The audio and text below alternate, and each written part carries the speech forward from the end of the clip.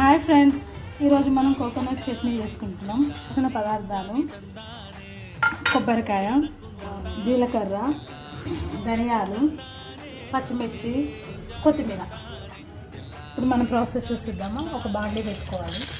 బాండీలో కొంచెం నూనె పోసుకోవాలి. నూనె వేడెక్కిన తర్వాత జీలకర్ర, ధనియాలు వేసుకోవాలి.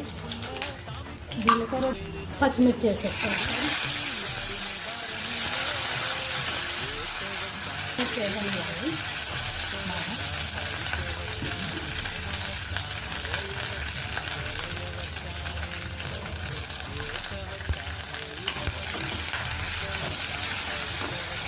పచ్చిమిర్చి రంగు వచ్చిన తర్వాత గుప్పెడు కొత్తిమీర వేసుకోవాలి.